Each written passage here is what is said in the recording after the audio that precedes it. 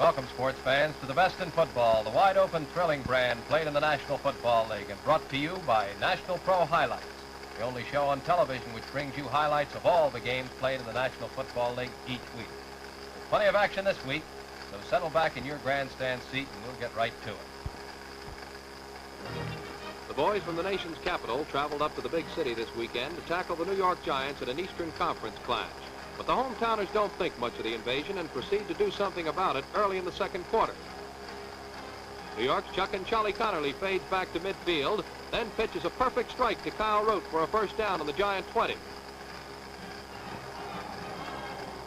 Pushing hard for the score, Kyle Rote knifes his way to the 3.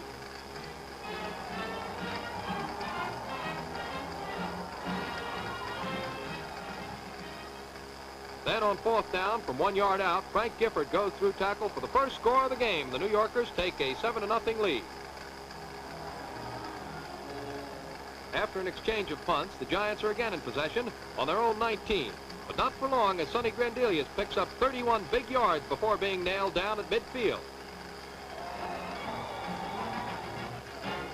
It looks like the combination of Connerly to Kyle Rote is the answer as they team up again, this time for a first down on the 28. The Giants continue to roll. Chuck and Charlie picks out Cliff Anderson to do the receiving, and still another first down on the 13. 2 plays on the ground fail to produce yardage, so it's to the air. And a smart decision as Kyle Rote takes a Connerly pass in the end zone for a touchdown. The conversion is good, and at halftime, the New York Giants have the Washington Redskins in tow by a 14-0 score. The Giants take the second half kickoff, but the Redskins hold and the New Yorkers are forced to punt. Tom Landry's kick is lost against the packed stands, and before anyone, including our cameraman, can locate the pigskin, it's well on its way toward the Giants' goal in the arms of Washington's Hall Haynes. Jack Scarbath fires one over the line to Hugh Taylor for a 10-yard gain, and it's goal to go for the Skins. From 8 yards out, Scarbath keeps the ball, fades, and throws. Hugh Taylor outjumps 2 Giant defenders to haul in the leather, and Washington hits the scoreboard to make it a 14-7 contest. In the opening minutes of the last period, a Washington field goal makes it 14-10. Now the Giants want some insurance, but the plans go astray as John Williams intercepts a Connerly pass. After a nice bit of hip strategy, Williams makes it back to the 48.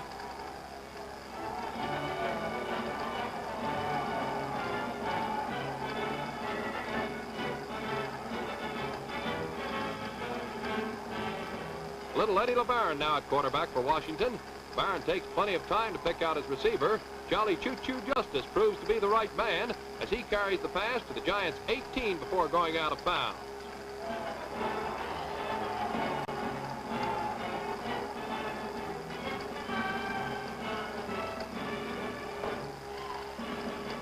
A touchdown can put the Redskins in the lead.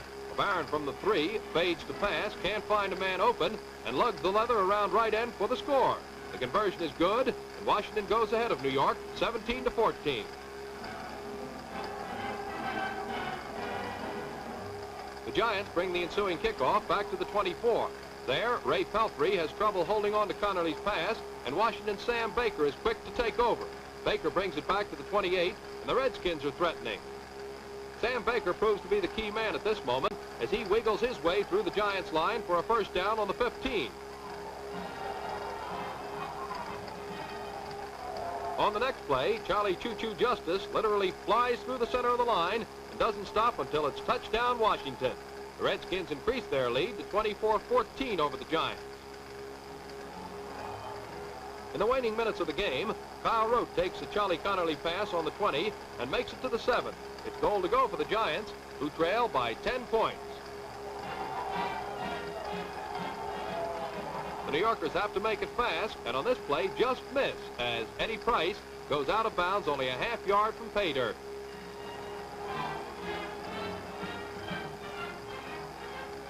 Eddie Price is given a chance to complete the scoring effort, and over he goes. But the final 7 points for the Giants aren't enough, and the Washington Redskins win 24-21.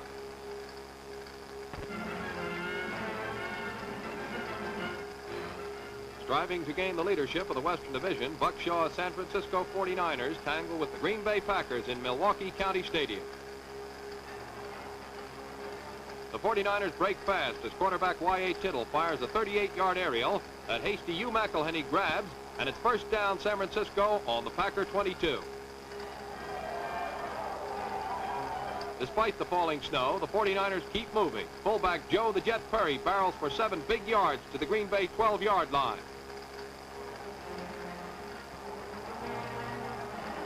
The 49ers call on Hugh McElhenney, and the fleet halfback doesn't disappoint as he bolts into the end zone for a stand-up touchdown, and San Francisco has an early 6-0 lead. After the kickoff, Green Bay's Breezy Reed crashes the San Francisco line, but he fumbles. Tackle Leo Nomalini recovers the pigskin for the 49ers on the Green Bay 28. A penalty pushes the 49ers back to the 31. Then quarterback Tittle decides on a pass. He hits Billy Wilson on the 30, and the fleet wingman races down the sidelines and into the end zone for another 49er touchdown. The score now reads San Francisco 13, Green Bay nothing.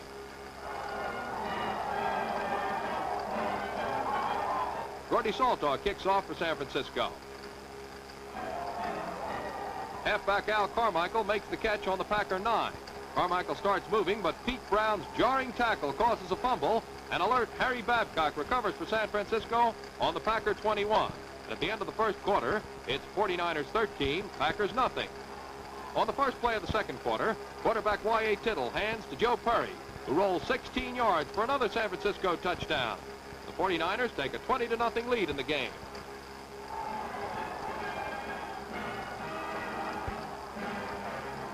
Late in the second quarter, the Packers start to percolate. Vito Babe Pirelli tosses a 22-yard aerial that Bill Houghton carries to the San Francisco 30-yard line. Again, it's the Babe doing the firing, and this time Pirelli connects with Bob Mann on a 12-yard maneuver. The Packers are bent on scoring, and Babe Pirelli fires to halfback J.R. Boone for 11 more yards.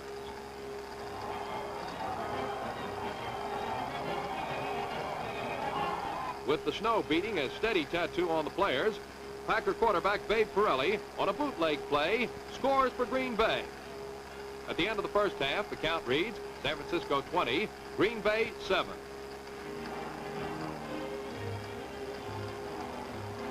In the third quarter, the Packers' Tobin Rote on 4th down with a foot to go, fumbles a handoff to Fred Cohn, and it's San Francisco's ball on the Packer 30. The 49ers give the leather to halfback Joe Arenas, who hustles for 10 yards to the Green Bay 15.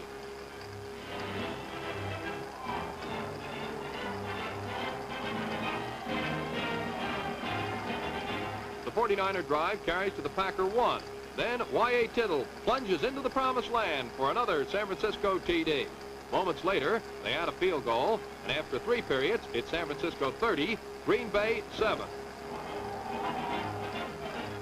The 49ers continue to roll in the final period. From his own 36, fullback Joe Perry skirts wide, rambles down the near sideline for 47 yards before defensive halfback Val Joe Walker overhauls him on the Green Bay 17.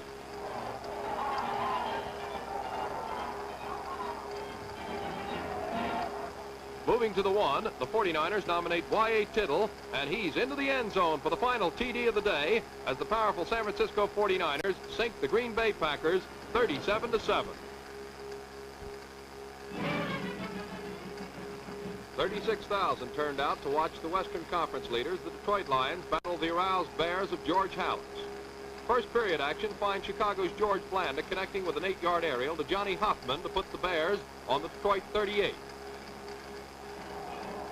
But the Lions refuse to budge any further, so George Blanda steps back to attempt a field goal. The ball is up. It's good, and the Bears take a 3-0 lead.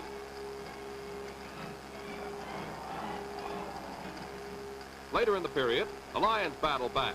Bobby Lane bursts over center and down to the Chicago 22.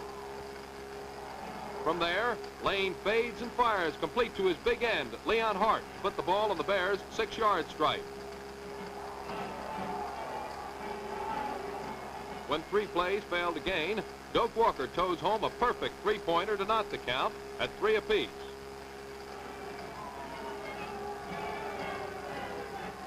On the last play of the quarter, Detroit's on the move, but Bob Smith fumbles, an alert Bear recovers, and Chicago takes over on the Detroit 40. Blanda immediately swings into action by rifling an aerial to Johnny Hoffman, who carries to the Detroit 15.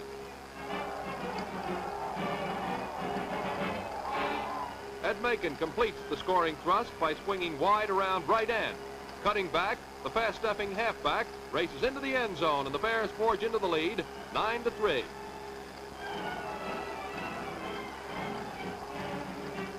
Near the end of the half, pitching Bobby Lane connects to end Jim Duran for a first down on the Bear 18.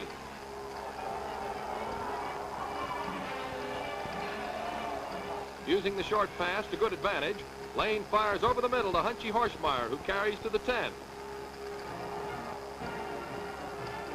Jug Gerard makes it first and goal to go by sweeping right end for 6 yards to the 4. From the 2, Horschmeyer plunges over to end the 66-yard march and shoot the Lions into a 1-point lead at the end of the half. In the third quarter, the Bears come back strong. From his own 45, Blanda tosses to Bill McCall, who grabs the pitch, squeezes through 3 Lion defenders, and he's off on a 55-yard touchdown gallop that puts the Bears ahead 16-10.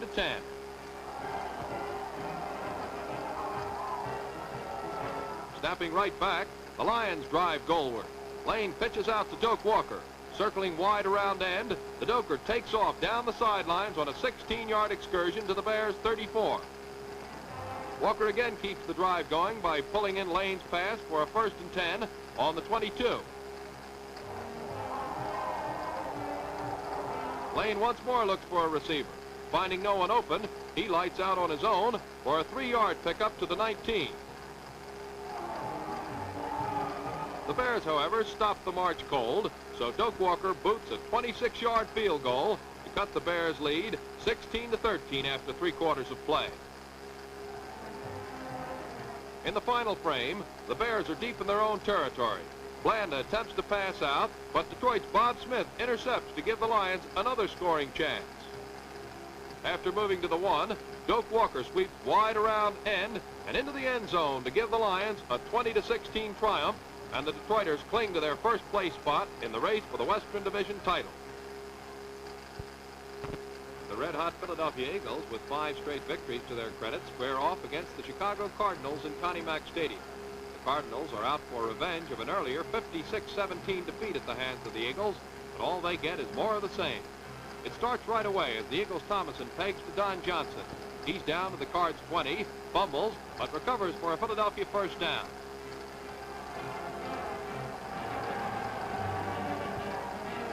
From the 15, Jim Farmer takes the pitch out from Thomason and picks his way through the Cardinals to another first down on the 3-yard line.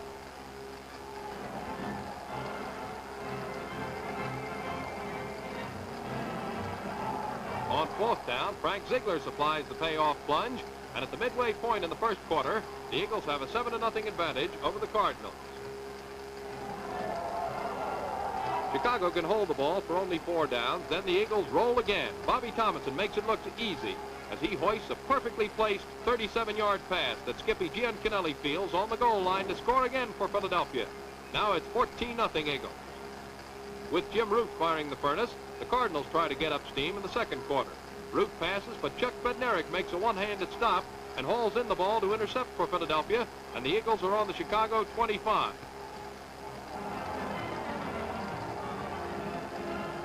6 more yards is all the Cards will yield, but that's close enough for Bobby Walston, and his perfect placement puts the Eagles into a 17-0 lead over Chicago. Again, the Cards are held to only 4 downs, and the Eagles' smooth offense swings into action. Thomason pitches for the sideline. Jerry Williams has it, and Philadelphia's on the Cardinal 21. Jerry Williams tries the left side of the line, finds a hole, and hot puts it to the Chicago 1.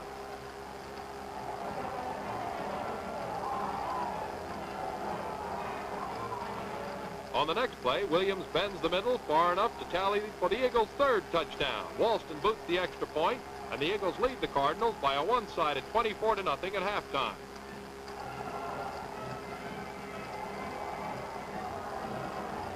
Early in the third period, the Cardinals get a threat going. Jim Root goes back to pass, gets away from the Eagle defenders, and fires to Don Stonecipher, who's down on the Philadelphia 18 in a play covering 33 yards. His lateral fails to beat the whistle.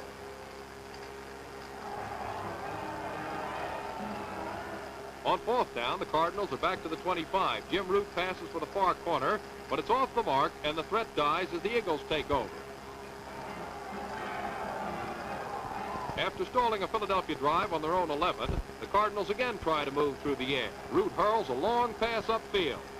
Johnny Olszewski juggles the ball, and the alert Tom Brookshire grabs it.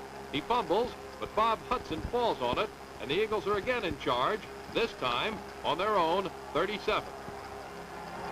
Jerry Williams gets a running assignment and rips up the middle for 14 yards to put the ball at midfield.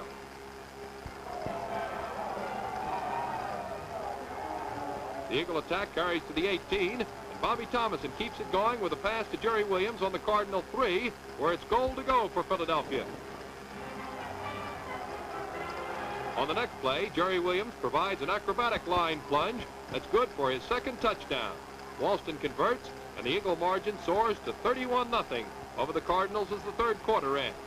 Late in the final period, with Bob Gambold now in at quarterback, the Eagles bid for still another score. Don Johnson turns the right flank and races for 25 yards to the Chicago 34. Bob Gambold, the rookie from Washington State, tries his passing arm. Toy Ledbetter shags it and races to the Cardinal 4-yard line. With only 5 seconds to play, Gambold pitches out to Johnson, who outruns the right side of the Cardinal line to cross the goal line as the gun sounds, ending the game. The conversion is good, and the Eagles shut out the Cardinals 38-0 in a great display of offensive and defensive power. The Los Angeles Rams, with their sights set on the Western Conference crown, found fog-filled Memorial Stadium in Baltimore and those frisky Baltimore Colts plenty tough to handle. In the opening period, George Taliaferro of Baltimore, playing quarterback for the first time in his professional career, flips a pass through the fog to Monty Bredhauer that's good for 24 yards, and the Colts are in business on the Rams' 44.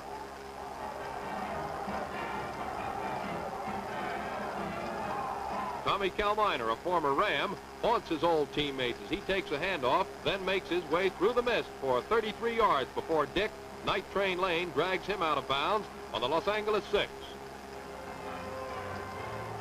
Fullback Johnny Husvar batters the Rams' forward wall and breaks through for a touchdown. Baltimore fans make merry in spite of the foul weather as their heroes take and hold a 7-0 lead over Los Angeles at the end of the first half. In the third period, the Rams bounce back with the aid of a smokescreen. The Rams shake a ball carrier loose. At the time, nobody knew who it was, but it develops that it's Deacon Dan Towler stomping through the goo for some 73 yards with the touchdown that ties the game at 7 points apiece.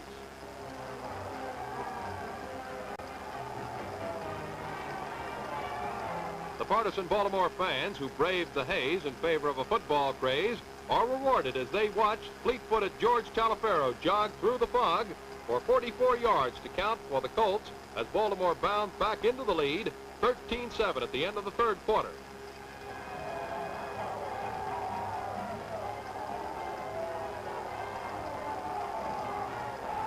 Now in the fourth period, you might not recognize him, but that's the Rams' Norm Van Brocklin going back to pass.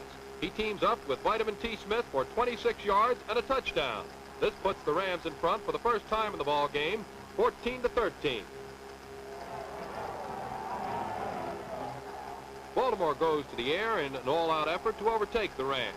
With the ceiling 0, the Colts pilot, George Taliaferro, picks the wrong port for his pass. His toss is plucked out of the fog by the Rams' Herb Rich. In spite of the smaze, happy days are here for the Los Angeles 11 as Rich goes all the way and the Rams win over the Colts 21-13 to keep within striking distance of the Lions and the Western Conference crown.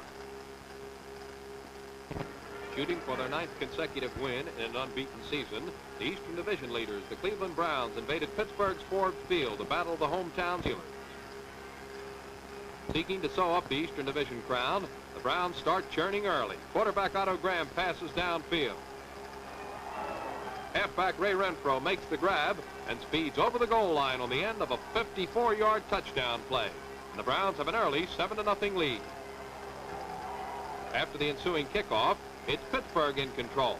Halfback Ray Matthews breaks through the line for 28 yards before being thrown out of bounds on the Browns' 48.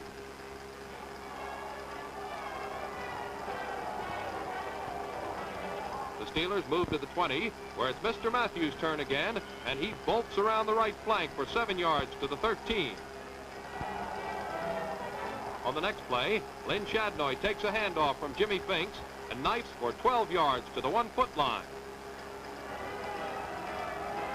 On a quarterback sneak, it's Jimmy Finks on the carry, and he's into the end zone for the Pittsburgh score. This makes the count read Browns 7, Steelers 7. The Browns are unable to move, so Pittsburgh takes over once more. Quarterback Jimmy Finks throws from midfield.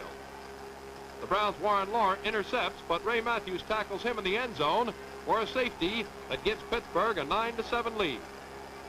It's the second quarter now, and Pittsburgh fullback Fran Rogel takes a handoff and threads his way for 29 yards and a Steeler first down on the Cleveland 34. But the Browns hold, and on fourth down, the Steelers set up for a 35-yard field goal attempt. The pass from center is bad, and Lynn Shadnoy is buried for an 11-yard loss, and the Browns take over. On the next play, quarterback Otto Graham pitches for 11 yards to end Dante Lavelli for a first down on the Cleveland 49. But the defense holds, and from 50 yards out, Lou the Toe Groza attempts a field goal. It's good, and Cleveland leads 10-9. Just before halftime, Jimmy Finks passes from his own 41. But again, Warren Lawrence makes an interception, and the 192-pound speedster almost breaks away, but he's finally brought to earth on the Steeler 34 after a return of 37 yards.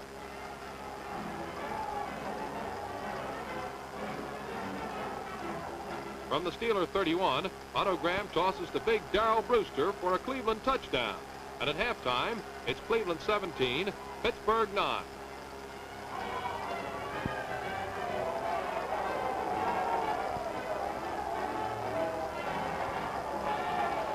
It's the third period now, and Paul Brown's Cleveland 11 is on the attack. Otto Graham tosses a screen to fullback Chick Chigady, and the maneuver nets 13 yards.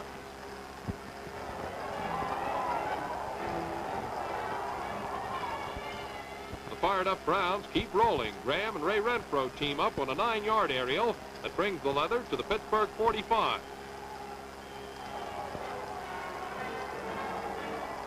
But the Steelers hold, so on fourth down from 41 yards out, Mr. Groza attempts another field goal. Again, Mr. Automatic makes it good, and the score mounts to a 20-9 count. The Steelers refuse to quit, and Jimmy Finks takes to the air. He hits L.B. Nickel, and the play nets 23 yards to the Cleveland 34.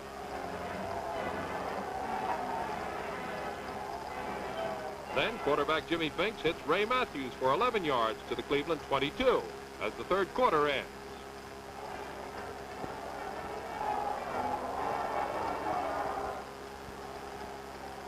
At the outset of the fourth period, Jimmy Finks passes 13 yards to L.B. Nickel, and the determined Steelers are on the Browns' 3-yard line.